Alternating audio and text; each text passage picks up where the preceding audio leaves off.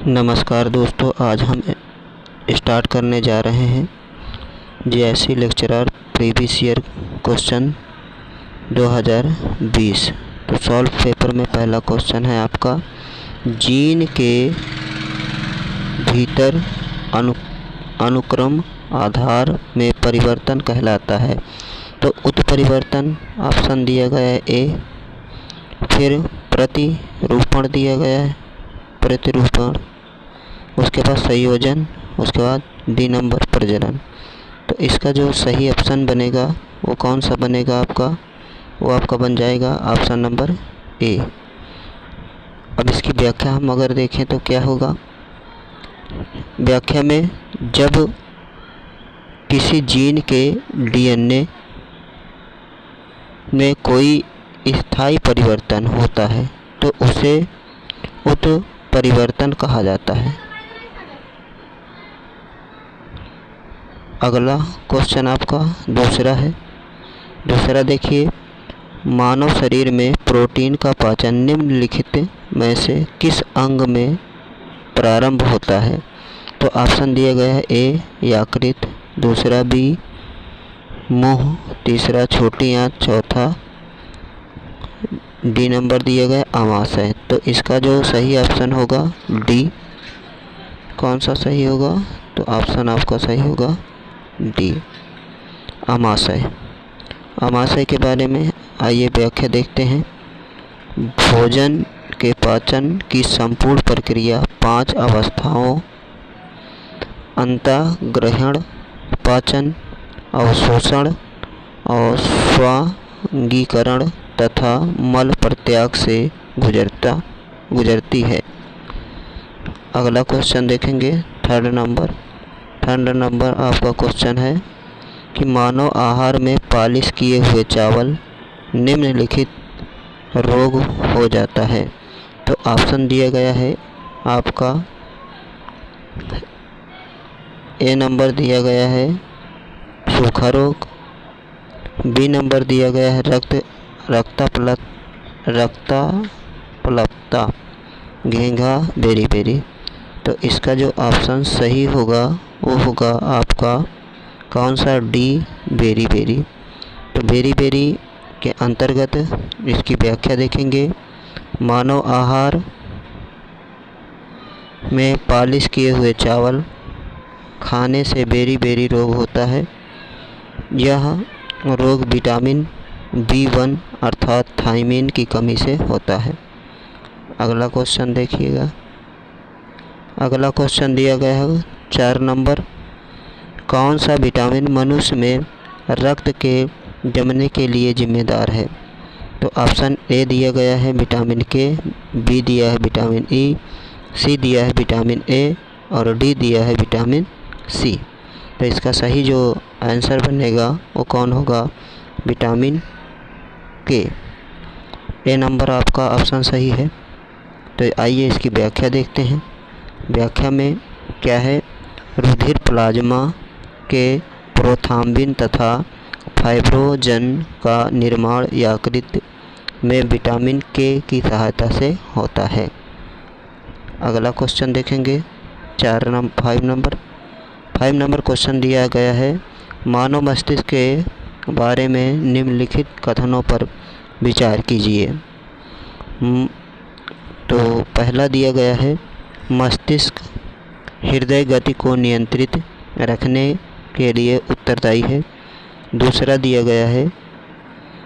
दूसरा है यह शरीर के संतुलन के लिए उत्तरदायी होता है। तो कोट में कौन सा सही है, ए केवल 1 सही है, बी केवल 2 सही है, सी 1 और 2 दोनों सही है, डी ना तो 1 और ना ही 2 सही है।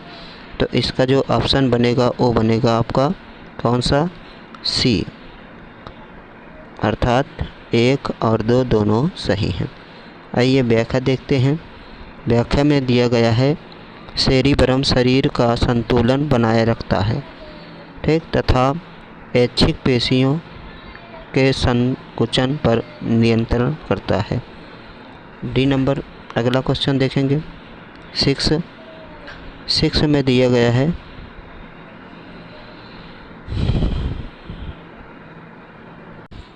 आंसर नंबर 7 देखेंगे। निम्नलिखित में से कौन सा कृत्रिम पदार्थ नहीं है? तो आपका जो ऑप्शन दिया गया है ए है फाइब्रिन, लेक्सान, और सी नंबर है नियोप्रीन, टेफ्लॉन। तो 4 ऑप्शन दिए गए हैं, 4 में से आपका कौन सा सही है? तो इसमें आपका जो सही है वो है फाइब्रिन, ये कृत्रिम पदार्थ नहीं है। तो आइए व्याख्या देखते हैं। व्याख्या में जो दिया गया है वो फाइब्रिन जो है ये रक्त के थक्के में शामिल एक रेशेदार तथा गैर गोलाकार प्रोटीन होता है। यह फाइब्रोजन पर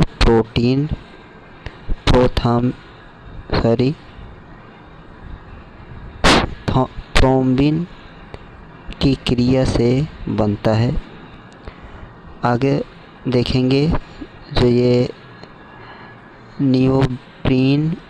नियोप्रीन को क्लोरोपिन का बहुलकीकरण करके बनाया जाता है। नियोप्रीन एक विशेष प्रकार का संश्लेषण रबड़ होता है और नियोप्रीन का उपयोग औषधि, औद्योगिक अनुप्रयोग में, खेल एवं चिकित्सा उपकरण आदि के निर्माण में किया जाता है। टेफ्लॉन की बात करेंगे। टेफ्लॉन एक संश्लेषित फ्लोरो बहुलक होता है। आगे 8वां नंबर क्वेश्चन देखेंगे। 8वां नंबर क्वेश्चन है प्रजनन के प्रतिस्थापन स्तर तक पहुंचने के लिए कुल प्रजनन दर क्या होनी चाहिए? तो आपका जो ऑप्शन दिया गया है वो है ए नंबर 1.0, फिर बी नंबर है 1.6, सी नंबर है 2.1 और डी नंबर है 2.3। तो इसका जो सही आंसर बनेगा वो बनेगा आपका सी 2.1। 2.1 के तहत हम व्याख्या देखेंगे। इसकी व्याख्या क्या है? प्रतिस्थापन दर एक ऐसी अवस्था होती है जब जितने वृद्ध व्यक्ति मरते हैं उनका स्थान लेने के लिए उतने ही शिशु पैदा हो जाते हैं। जैसे 2 मर गए तो 2 ही शिशु जन्म लिए। तो ऐसी अवस्था को कहा जाता है प्रतिस्थापन। भारत सरकार ने इसके लिए जो निश्चित जो प्रजनन दर रखी है वो कितनी है? तो वो प्रजनन दर है कितनी? तो प्रजनन दर है 2.1। और वर्ष 2011 की जनगणना के अनुसार अगर बात की जाए तो भारत की जो कुल प्रजनन दर है वो कितनी है? तो 2.4 है। ये भारत की क्या है? प्रजनन दर है वर्तमान 2011 की जनगणना के अनुसार। अब क्वेश्चन नंबर हम 9 की बात करेंगे। तो 9 क्वेश्चन है फायर अलार्म में निम्नलिखित में से किसका उपयोग किया जाता है? तो फायर अलार्म की अगर बात की जाएगी तो 4 ऑप्शन दिए गए हैं। एक है फोटो सेल, बी है पानी, सी है सौर सेल और डी है इनमें से कोई नहीं। तो इसमें से जो आपका सही आंसर बनेगा वो बनेगा ए। ये क्वेश्चन का जो आंसर है वो क्या है? Photo cell. Photo cell fire alarm में फोटो सेल का उपयोग किया जाता है। फोटोसेल एक प्रकार का सूचक होता है जो प्रकाश को डिटेक्ट करता है और यह प्रकाश सौर ऊर्जा को विद्युत ऊर्जा में परिवर्तित करता है। अगला क्वेश्चन देखेंगे 10 नंबर क्वेश्चन दिया गया है, निम्नलिखित में से कौन सा बहुलक एक थर्मोप्लास्टिक नहीं है। तो नहीं वाला ऑप्शन आप लोग ध्यान रखा करेंगे। एक दिया गया है ऑप्शन, आपका दिया गया है टेफ्लॉन, नियोप्रीन, प्लास्टीरीन और पॉलीथीन। तो इसमें से जो आपका सही ऑप्शन बनेगा वह कौन होगा, तो वो हो जाएगा आपका ए अर्थात टेफ्लॉन। टेफ्लॉन के बारे में अगर बात की जाए तो टेफ्लॉन के बारे में इसमें ऑप्शन आपका गलत है, टेफ्लॉन नहीं होगा, ये नियोप्रीन होगा। ठीक, जो नियोप्रीन है ये आपका ऑप्शन सही है, बी नंबर। इसके बारे में जो दिया गया है आंसर वह क्या होगा, जब एक ही यौगिक के दो अथवा अधिक अणु आपस में संयोग करके एक बड़ा अणु बनाते हैं तो इस अभिक्रिया को बहुलीकरण कहते हैं। इस अभिक्रिया में भाग लेने वाले अणु मोनोमर तथा उत्पाद को बहुलक कहते हैं। आगे बात की जाए थर्मोप्लास्टिक को गर्म करने पर मुलायम तथा ठंडा करने पर कठोर हो जाता है। इसे जितनी बार ठंडा व गर्म किया जाए इसमें यह अणु उपस्थित रहता है। ठीक, आगे बढ़ते हैं, अगले क्वेश्चन की बात करते हैं। तो अगला जो क्वेश्चन हो जाएगा आपका, वो अगला क्या बनेगा क्वेश्चन आपका, अगला क्वेश्चन आपका आएगा 11 नंबर क्वेश्चन। तो 11 नंबर क्वेश्चन की ही हम बात करेंगे। जो मिलान दिया गया है, मिलान में सूची 1 को सूची 2 से सुमेलित कीजिए तथा सूचियों के नीचे दिए गए कोट से सही उत्तर को चुनिए। तो इसमें आपका जो सही मिलान करेंगे तो देखेंगे कौन कौन से सही होते हैं, किससे बात करेंगे। सोडियम को आसानी से चाकू से काटा जा सकता है, तो आपका ऑप्शन हो जाएगा ये 4। के बाद अगला दिया गया है पारा की अगर बात की जाएगी तो ये कमरे के ताप पर द्रव क्या हो जाएगा, कमरे के ताप पर द्रव, तो ये हो जाएगा आपका 2 नंबर सही। और चांदी की अगर बात की जाए तो विद्युत का अच्छा सुचालक सबसे माना गया है, कौन, 1 हो जाएगा। तो इस तरह से शीशा की अगर बात की जाएगी तो ये ऊष्मा का कुचालक हो जाएगा। तो इस तरह से अगर देखा जाए तो जो आपका सही आंसर बनेगा वह कौन सा बनेगा, तो इसका ऑप्शन हो जाएगा आपका सी सही हो जाएगा, अर्थात 4, 2, 1 और 3।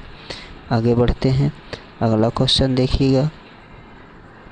अगला ये भी एक सूची मिलान का क्वेश्चन है। तो सूची मिलान में देखेंगे आप, तो सूची मिलान में दिया गया है क्या, नीलथोथा। तो नीलथोथा का जो सुमेलित हो जाएगा वो कौन सा हो जाएगा, कवकनाशी हो जाता है।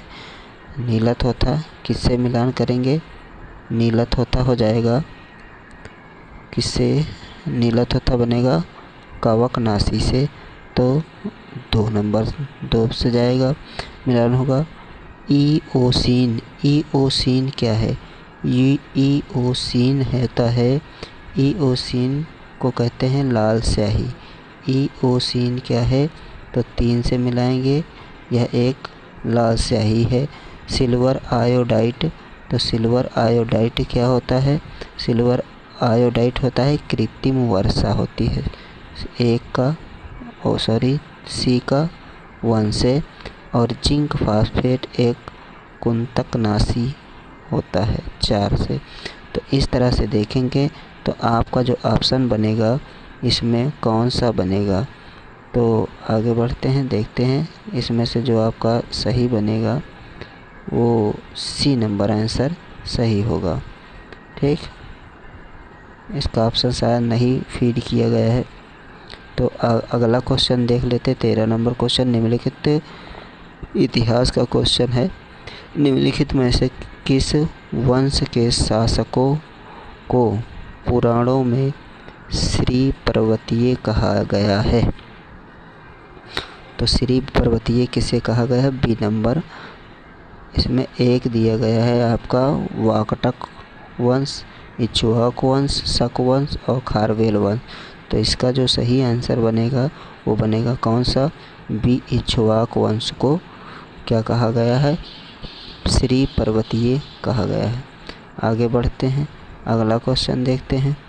अगला क्वेश्चन है मौर्य काल में एग्रोनोमाई अधिकारी निम्नलिखित में से किस क्षेत्र से संबंधित था? तो आपको 4 ऑप्शन दिए गए हैं, माप और तोल। उसके बाद ऑप्शन दिया गया है बी, प्रशासन प्रबंधन। उसके बाद सी नंबर दिया है मार्ग निर्माण। उसके बाद डी नंबर दिया गया है राजस्व प्रबंधन। तो इसमें जो आपका आंसर बनेगा वो बनेगा कौन सा? सी। तो सी ऑप्शन क्या है? मार्ग निर्माणकर्ता को क्या कहा गया है? मौर्यकाल में एग्रोनोमाई कहा गया है। ठीक, और मौर्यकाल में समाहर्ता सन्निधाता, जो समाहर्ता होता है वो आय का संग्रहण करता था और सन्निधाता राजकीय कोष का अध्यक्ष होता था। ठीक, आगे बढ़ें तो अगला जो क्वेश्चन बनेगा आपका कौन सा है? अगला क्वेश्चन सुमेलित करने के लिए आया है और सुमेलित में दिया गया है वही ऑप्शन आ गया है नीला थोथा वाला। ठीक, जिसका आंसर हमने बताया था कौन होगा? सी नंबर होगा। ठीक, तो ये सी नंबर आपका सही है। 3, 4, 1 और 2। अगले क्वेश्चन देखते हैं। ठीक।